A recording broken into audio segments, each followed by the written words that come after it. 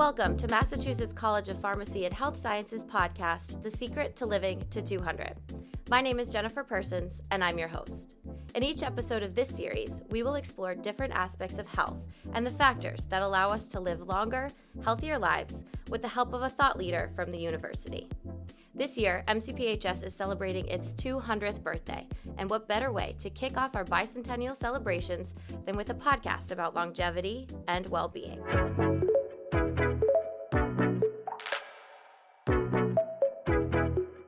Joining me today is Dr. Timothy Aungst. He is an associate professor of pharmacy practice at MCPHS Worcester. Welcome. Hey, thank you for having me. Really excited to be here today. We're so excited to have you. Before we dive into our conversation, we're going to start with an icebreaker. So my question for you is, if you had a time machine and could travel 200 years into the future or 200 years into the past, which would you pick and why? You know what? I love food and I love cooking. I want to go back and just see, is food better today or worse? And then from probably a personal standpoint, I probably want to go back and just see, like, what was pharmacy really like in the past? You know, how much has things changed and gone from there? Yeah, multiple different reasons to kind of go there and explore, right? Yeah. So as you mentioned, you are a professor of pharmacy. You've been a clinical pharmacist. Just to start, could you tell us a little bit about your background and your career and how you got into pharmacy? Sure. So I graduated from Wilkes University in Pennsylvania, near Scranton. So if you like The Office, then that's where I spent a lot of my time. Then I went and did a PGY1 hospital practice residency down at St. Luke's University campus outside Philadelphia. Then I came up to actually NCPHS and did a clinical geriatric outreach fellowship on the Worcester campus. So, you know, that was all the clinical training. But during that process, the iPhone came out, Android systems were launching. When I was doing my residency was when the iPad came out. I love that device. I was like, I want this thing. So I bought one. And this was around the time period you had like a lot of people wearing their white coats that had medical references in the pocket. They were huge. They're like 400 pages big. Then they make your jacket go sideways. But what it turned into was I started carrying the iPad and I had all my medical references on the palm of my hand. And then I actually started doing electronic health record orders and everything else coming in through the pharmacy. And people were like, why are you so fast? And I was like, because I can use this thing. And I started showing YouTube videos to patients. I started downloading apps and showing them the patients at the bedside about their health and such. And it just grew from there. I then got started with a company called iMedical Apps where I served as an editor for a while. And during the time period, I probably reviewed about 3,000 plus apps on the market. Wow. And we actually started writing and publishing about our concerns about the fact that we had this new technology coming up. There was no way to evaluate what was good and what was bad. And then some of in our group actually started talking to the FDA and other organizations. So a lot of our work actually passed on to other organizations about consideration around technology, mobile apps, devices. We actually started playing with early health devices that are now very common around. We were exploring telehealth. Over a period of 10 years, it's how I got my start in all this stuff. So you're what we would call an early adopter in that space and the use of technology with clinical care. Yeah, but the problem was it was too early. Okay. So it's nice to be early, but when you're too early, people think that you are into something that means nothing. I've had many people tell me that they don't think this technology had any merit. I had people that actually told me stop researching this stuff. And probably the biggest shifting point was the pandemic. That I would say was what really changed it, because overnight it turned into I started getting calls and emails being like, hey, what do you know about telehealth? What do you know about remote patient monitoring, remote therapeutic monitoring? What do you know about wearable devices? What do you know about apps, transitions from digitalization of healthcare from physical to digital? And that was a validation for me, yes, but like it took a while for me to get to that point. Well, that's a long gap from when you got your first iPad to the pandemic. It's a lot of time, and you just advocating for this technology. What kept you going and saying this is the future? Eventually, everybody else will get on board. We know this reality is every person is tied digitally these days. We have a digital persona. We are on social media, we shop. You know, anyone that's listening to this is probably going to be like picking up their phone and shopping on an app. It's just a part of our lives. So I can't imagine like healthcare would be so special it's separate from that capacity, right? You don't call it digital banking. I mean, like, let me ask you, Jennifer, you know, when was the last time you went to a physical bank? Can't remember. When was the last time you wrote a check? Can't remember. But you've done everything through an app, right? Yes. But do you call it digital banking? No, it's my bank app. I use it every day, almost. And that's the thing, like, why can't we get to the point where we say, I'm going to go see, you know, my provider, and that just means I'm going to go through an app? Why do you have to go in person? And I think there's two sides of the coin. You have traditional healthcare practitioners that will say, we can't switch, and it's like, we're special, versus like The reality is the business will switch this. It's going to be costs. It's going to be the payer. It's going to be all these other individuals that are going to say, why spend all this resources trying to keep up a brick and mortar business when, it's cheaper to run it digitally, possibly, at the end of the day. And if it delivers the same outcomes, you still cash your checks, you still get paid, you still pay your bills, right? Your money's still there. What makes in-person for healthcare so much different? That it all has to be done in person. And then it's that kind of question that pops up, and then you start saying, well, how do you achieve it?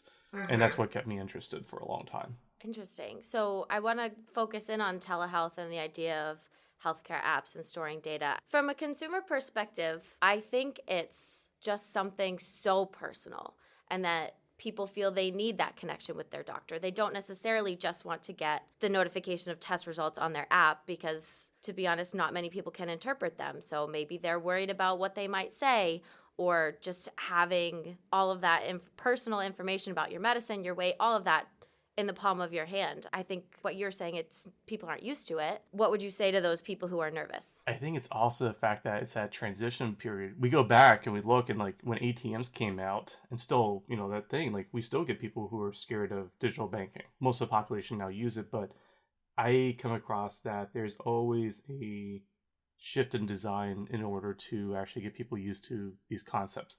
There's laws, there's regulations for a lot of stuff. So like not every health app has it.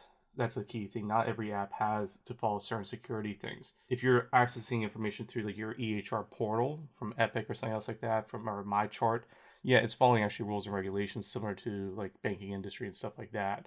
But I think it's because most people don't know they have to have trust. But what do you trust at the end of the day? Mm-hmm. Part of me thinks it's like a design aspect. So let me ask you this quick question. When did you get your first smartphone? 2013. 2013. So a decade ago. Was it an iPhone? Was it Android? It was an iPhone. Okay. So you would have been around like iOS 5 or so. So do you remember the old YouTube app? It looks like a television. Mm-hmm. And it was designed that way because early adopters would not recommend the UI or user interface today. So how do you get people from a interface towards a modern interface? There's a term called skeuomorphism. Skeuomorphism is where you take something that's designed around an everyday idea or concept, and over time in each iteration, you update the UI little bit by bit to push them towards another way of thinking. So the play button is still a play button, but maybe it's somewhere else. Or maybe now the play button is shifted into a different color. So like the YouTube app is now just the right triangle. That's the default. Before, in the past, it actually said YouTube. It looked like an old modern television. Yep.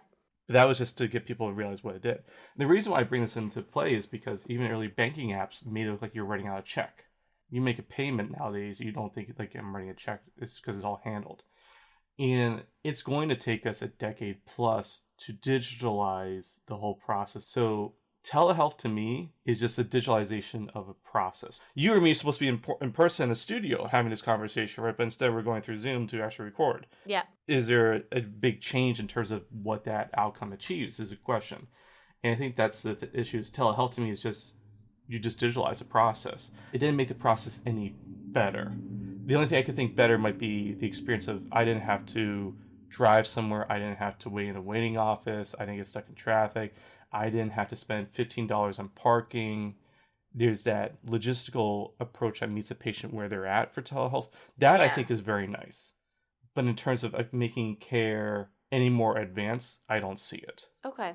So is that where apps come in beyond that, do you think? I think it's where apps and wearables and other stuff comes in. Okay. Where I get excited about some telehealth companies that are coming out, like you can actually have like home otoscopes. You just put it on your camera, on your phone, and you hold it up to the kid's ear, and you can actually look into the ear and take a picture. Oh my goodness. Exactly. And that sends a picture to the pediatrician. There's skin scanners that you can buy at home. There's like all these different devices that you can use at home. This turns into what's called remote patient monitoring. And to me, that's much more exciting. Now you're digitalizing the process, but you're adding on the technology for more objective measurements that the provider doesn't have that makes you actually, I think, push the level of care that wasn't done in the past. And that's where I think I see a huge possibility for pharmacists in certain diseases and management going forward. How so specifically for pharmacists? How do you think that technology like that could help when you're making decisions about what medication to prescribe and how much? I think there's a lot. I think there's the efficacy and the safety component. Mm-hmm. If I have a patient who just got a heart attack, they're going to come out of the hospital minimally on a statin, a beta blocker, possibly an ACE inhibitor and stuff like that. The beta blocker causes your heart rate to drop and develop what's called bradycardia. Patients don't feel that often. They don't feel like, oh, my heart rate suddenly just went down this many beats. So but if you have a wearable device that suddenly tracks heart rate, and let's suppose hypothetically it picks up that number and it sends it to the EHR and it dings it in the health system saying, hey, patient's heart rate just dropped 20 beats per minute for the past 3 days. That patient's now reporting that they feel sluggish and everything else. Well, let's intervene now, maybe back off on the dose, consider different medication. Let's optimize therapy, right? So that this patient doesn't come back in the hospital. I think pharmacists, from monitoring the medications, can help secure safety. Conversely, we could optimize care from like dosing. I have a good friend that's working down in the Gulf, and she runs a team of about 30 pharmacists that see thousands of patients remotely for blood pressure. So these patients don't even go into a clinic anymore for blood pressure care. They get a Bluetooth blood pressure cuff at home. They measure a few times a day, and the pharmacist gets all the data coming in. They see it on their records, and they're like, oh, your blood pressure's staying where it's at. They send a message, good job, keep going, SMS or texting. If they don't, they'll call the patient like, did you take your medications? Like, yeah, no, I didn't. How's your diet? Blah, blah, blah. Okay, well, we'll check this for a week. Try doing the lifestyle changes. No. Okay, we see the blood pressure still rising up. Let's increase the dose. And they do it. So you have this team of pharmacists that basically are managing people's blood pressure remotely, using a mixture of telehealth, wearable devices, and everything else just to track. And they're getting the care. The patients aren't going to see a physician. The patients aren't coming in to get it done. I think that's amazing. It is. I think for some people, it's a little scary that there can be a doctor monitoring my heart rate or my blood pressure. But it seems like at this point, it has to take the right kind of provider and the right patient to buy into this, to see the benefits and the opportunities coming with it. It's not for the general public, and this will not develop into a place where somebody out there is monitoring everybody in the world because of their wearable devices, correct? I mean, why would they care?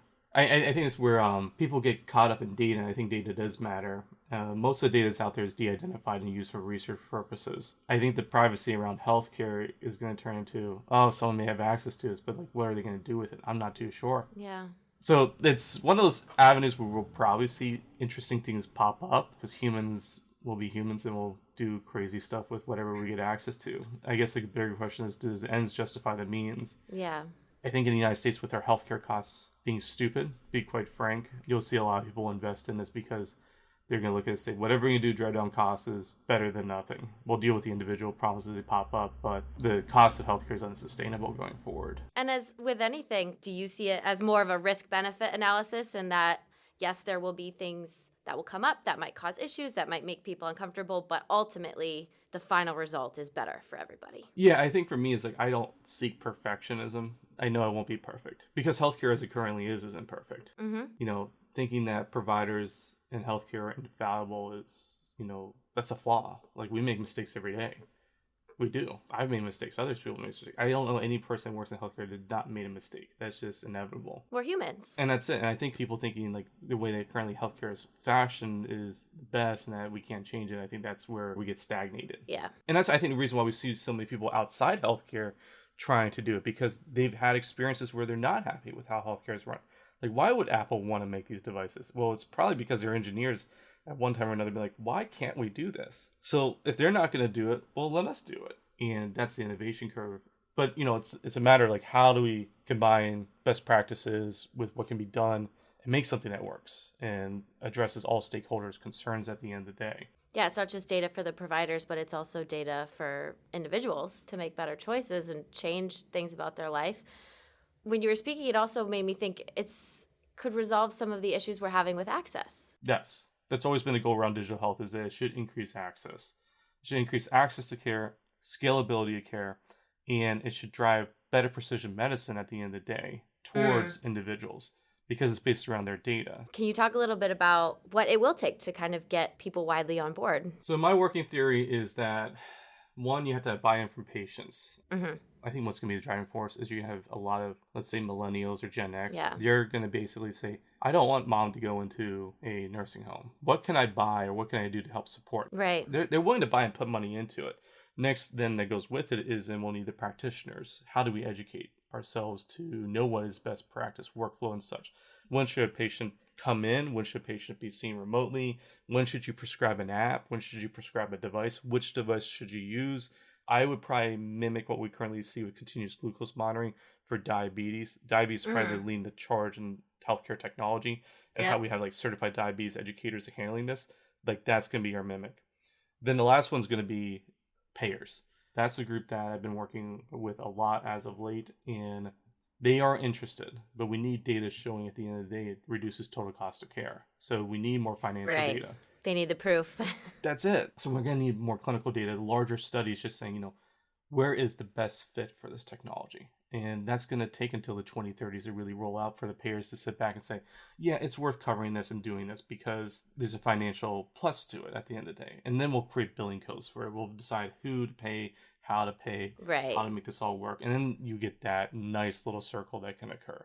But if we just focus on one group over the other, you can't do all of that. Right. It has to happen. And just to look into the future, it's hard to imagine, but it's coming. And that's going to be our reality within the next couple of decades. I think the example right now we'll see that's faster is AI. Yeah, I wanted to talk to you about it. What do you see as possible uses for it in the healthcare world? A lot. So it takes a lot, I say the busy work out of some things. We're seeing some people create the ability to drop your whole EHR or your notes about a patient into a thing, and it just reads all the content and spits out a summary report. So what may have taken a person an hour or two to crank down and look through all their data, it can just do in seconds. So these large language models, these visual stuff, I see increasingly taking on a lot of the cognitive work that people do. And I think it's inevitable as well because we love time. To me, time is always the one commodity in life you can't bank. You can bank food, you can bank toilet paper. We did that. You can bank money, but you can't bank time. So time isn't one thing we will pay money and resources to claw back. Why spend an hour writing a report when you can just give it to an AI system and write for you in a minute, right? I know what I want. I know my desired end product. I just don't want to spend the time creating the end product. And I think it's very key is if you know what you want, you have something that can create it for you. You have to sign off and say, do I or do I not approve of the outcome that is delivered? This is the issue we're facing in pharmacy school, though. We have students that are taking assignments that we give. They know what they want. They want a good grade. So they put it in ChatGPT, and ChatGPT spits out something. But they don't have the clinical knowledge yet to assess, was it a good or bad product? Yeah. So AI is going to be very powerful for the people who know how to use it and know what they desire. So for now, where AI is, you think there still needs to be a human at the beginning and end of it? AI is not at a place where it's replacing any kind of jobs. It's just saving people time and getting them to their end goals faster. For now, I think the biggest thing that I would probably take that would shift my outlook. Sure. If we got to the point where a vehicle could be controlled by AI, was in a motor vehicle accident, and the company that created the AI system was held at fault, not the driver, then I would say to remove the bar. Because most of the time when that's happened so far, we don't hold the company that made the AI system at fault. So at the end of the day, you can choose to use AI. You can use it to make it work faster and such, but there's always been a human element at the end that has to assume then the risk because they chose to engage in the AI system in this process. And in healthcare, to be quite frank, we always want a human to assume responsibility. It can't be completely autonomous at this current time. In the future, could it be? Maybe if the laws and other things and regulations change. But as it stands right now, I think most people would want to say, you're using AI, is a person overseeing it? Yes. Okay, well, I feel more comfortable about that. Yeah, using it as a tool, as just another thing that you're using in your daily life to, like you said, make things easier. But now that's another thing professionally that you assume risk on. If the AI is wrong and you didn't catch it, well, then I'm still liable for whatever negative outcome that comes from it. So in the case of the student, they assume responsibility for using an AI. What is their consequence? Do they have to do it over again? Do they get faulted for using AI? What's the end result in that situation? I actually encourage the use of it. I think we should spend time saying you can use this, just recognize that you're responsible for checking if it's right or wrong. And we need to really take a step back in terms of how we do assessments with AI out there. Because I don't think it's fair if you want to be, on a cutting edge and keeping students up to speed about where healthcare, everything else is going, to deny them the use of a tool that's going to be the equivalent of a calculator or a smartphone in their lives. This stuff isn't going to go away. Yeah, I think that sets a great precedent for teaching them that they assume the risk and they take responsibility for whatever they use it for. That's it. And if it makes your work go faster, it's great. If it does well and they learn how to do it, that's great. If they choose to use it and not use it well and it gives a bad response, then that's their fault. But then again, I think it's a matter for us as educators also to show them that. Yes. This is why I also have been telling my colleagues, like, we should be practicing, have discussions about how to use this stuff, because we can mix our own knowledge, our practice with this, and pass it on to students, because we're all kind of learning at the same time. Right.